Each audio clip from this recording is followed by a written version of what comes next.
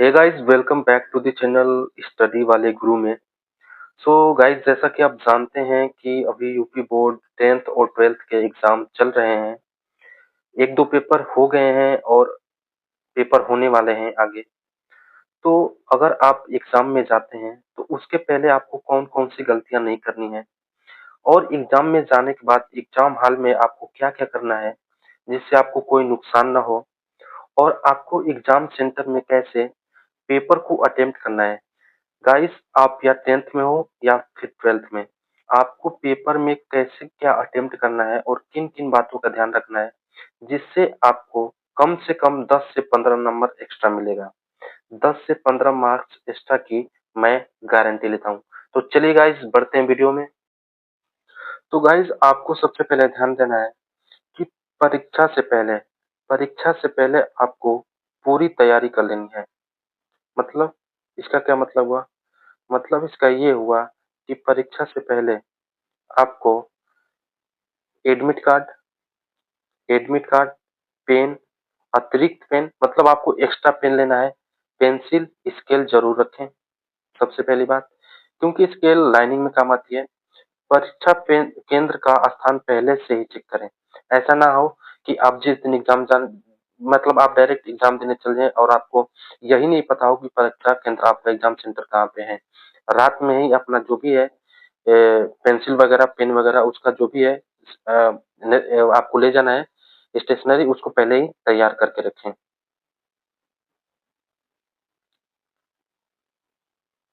Next next आपको ये ध्यान देना है कि आपको हमेशा समय से पहले समय से पहले परीक्षा केंद्र पहुंचना है। समय से पहले परीक्षा केंद्र पहुंचना है। परीक्षा शुरू होने से 30 या 45 मिनट पहले पहुंचे, पहली बात। दूसरी बात, जल्द पहुंचने से तनाव कम रहता है। इसका क्या फायदा है? अगर आप जल्दी पहुंचते हैं परीक्षा सेंटर पे तो आपको क्या इससे फायदा रहेगा? स्ट्रेस आपको स्ट्रेस नहीं होगा, ठीक है। उसके बाद बैठने की जगह आराम से मिल जाती है, ये भी इसका फायदा है अगर आप जल्दी से एग्जाम सेंटर में पहुंचते हैं। उसके बाद सबसे बड़ी चीज आपको ये है कि एग्जाम सेंटर में जो भी एंट्री के नियम है उनका पालन करें।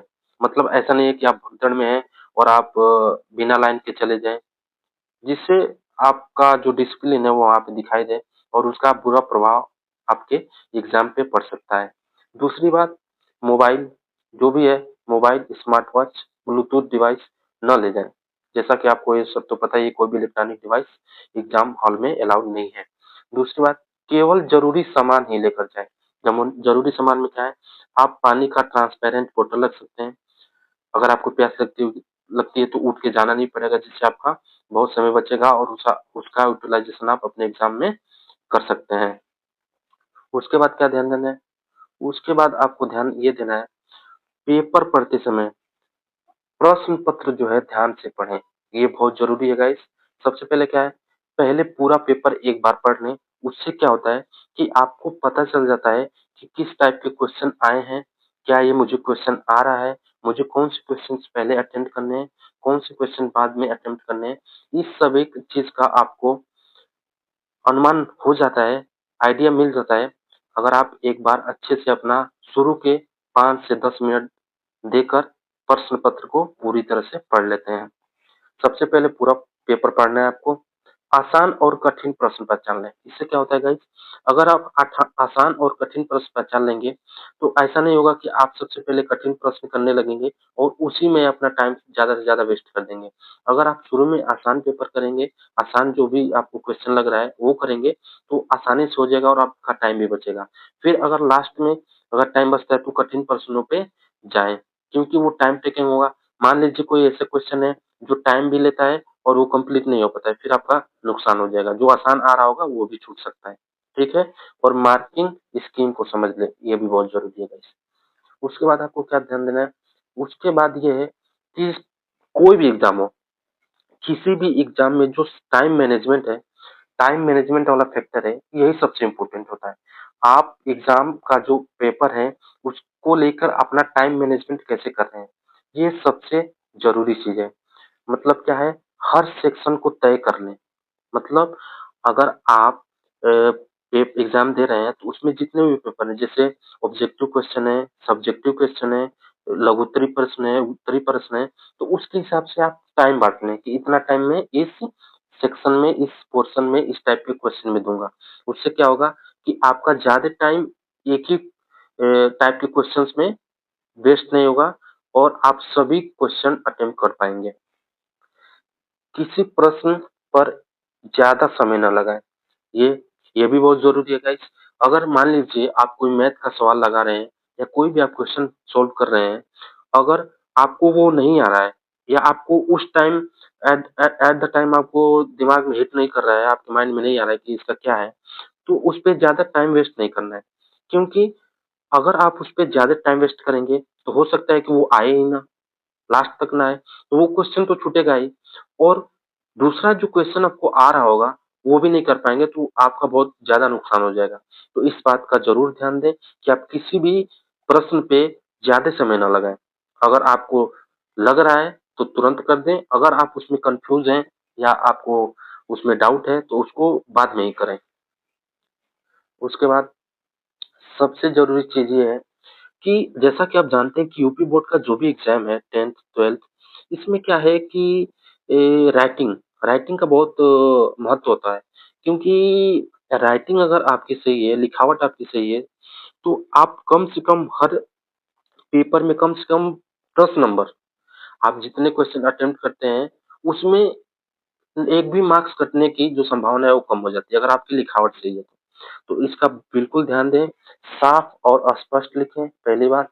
दूसरी बात हेडिंग और पॉइंट्स का इस्तेमाल करें, ये बहुत ज़रूरी है।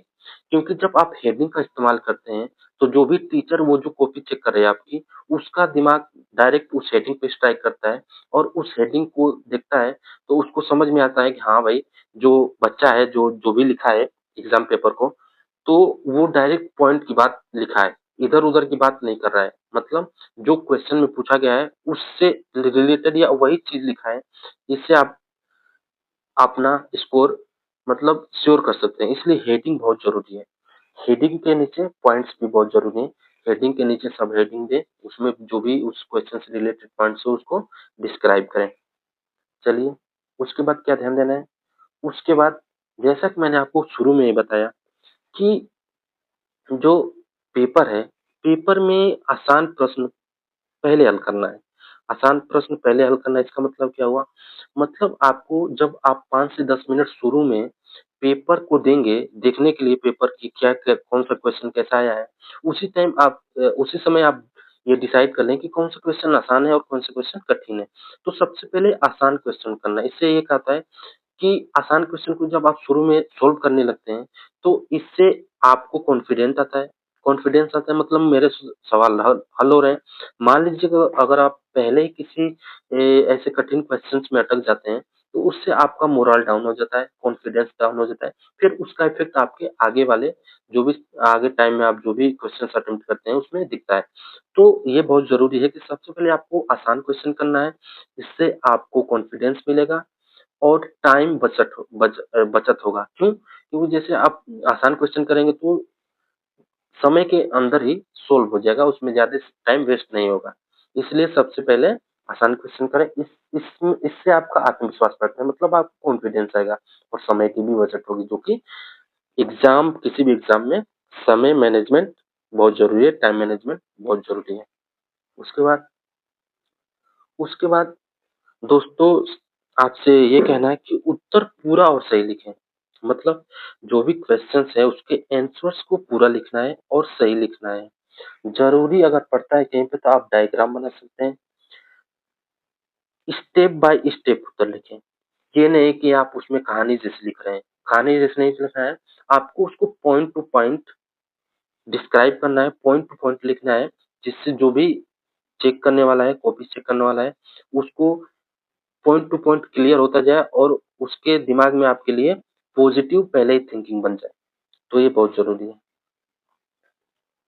उसके बाद देखते हैं, जब आप पूरे क्वेश्चन को अटेम्प्ट कर लेते हैं, आपका टाइम भी खत्म हो जाता है, तो जैसे आप शुरू में 5 से 10 मिनट कॉपी को चेक करने के लिए देते हैं, वैसे ही आप लास्ट के कम से कम 5 मिनट ये ज़रूर चेक करें कि कोई क्वेश्चन छूटा तो नहीं है।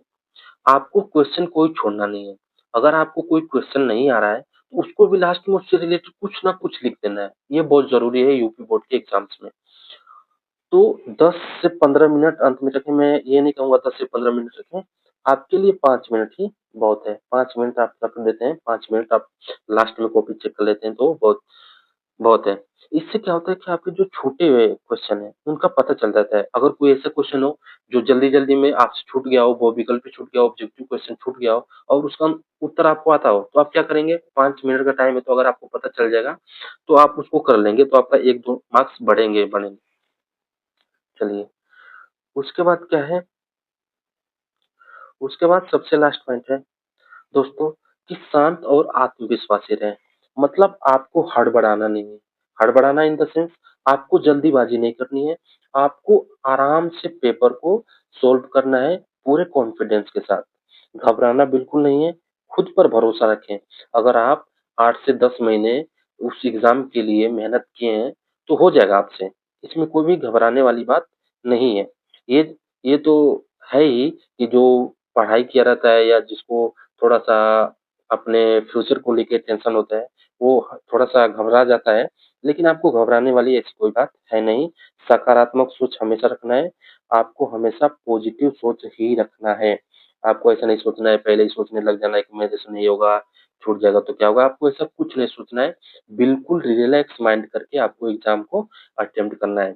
लास्ट में मैं आपको देना चाहूँगा पॉइंट गाइस, लास्ट में मैं आपको कुछ पॉइंट बताना चाहूँगा, जिससे आप अपने मार्क्स में इम्प्रूवमेंट कर सकते हैं, जैसा कि मैंने आपको बताया था। आपको कम से कम इन 5 पॉइंटों का ज़रूर ध्यान रखना है। पहला पॉइंट, अपने दिमाग में नेगेटिविटी नहीं लानी है, पॉजिटिव रहना है, कॉन्फिडेंस रहना है और पेपर सॉल्व करते समय हड़बड़ाना नहीं है। दूसरा पॉइंट, आपको किसी भी ऐसे क्वेश्चंस में नहीं फँसना है, जो आपको नहीं आता हो और आप उसके साथ ज़बरदस्ती कर रहे हो। इससे आपका टाइम वेस्ट होगा और जो क्वेश्चंस आ रहे हैं, वो भी छूट जाएँगे। थर्ड पॉइंट क्या है आपका? थर्ड पॉइंट है कि राइटिंग पे थोड़ा-सा ध्यान देना है। आपको उसी में मतलब एकदम हलवा नहीं बना देना है। क्लियर लिखना है, पॉइंट वाइज़ लिखना है, हेडिंग ज़रूर डालना है, ठीक है? थर्ड पॉइंट ये था। फोर्थ पॉइंट है कि आपको दूसरे के चक्कर में नहीं पड़ना है। इधर-उधर नहीं देखना है कि कौन क्या कर रहा है, उससे आपका ही टाइम वेस्ट होगा। आपने पढ़ाई की है, तो आप बाहर से तो आएगा नहीं, जो आपने पढ़ा है उसी के अंदर से आएगा। तो आप बिल्कुल कॉन्फिडेंट होकर एग्ज़ाम को अटेम्प्ट करें। और सबसे लास्ट पॉइंट, किसी से भी बहसबाजी नहीं करनी है, वहाँ पे जो भी स्टाफ होगा, किसी से भी बहसबाजी नहीं करनी है। आपको जाना है, एग्ज़ाम देना है और अपने घर आ जाना है। किसी से भी कोई बहसबाजी नहीं करनी है। तो चलिए गाइस, आज के लिए इतना ही था इस वीडियो में। तो आपको मिलते हैं नेक्स्ट वीडियो में। मैं आपको प्रैक्टिस ये मतलब जो भी ऐसे क्वेश्चंस पेपर लाऊँगा, जो आने की संभावना है, जो क्वेश्चंस आने की संभावना है और जितने भी पेपर हो रहे हैं, उनका मैं सॉल्यूशन भी कराऊँगा। तो आप चैनल को सब्सक्राइब कर सकते हैं। तो आपको है ऑल द बेस्ट और हम मिलेंगे नेक्स्ट वीडियो में। चलिए गाइस, तब तब तक के लिए बाय।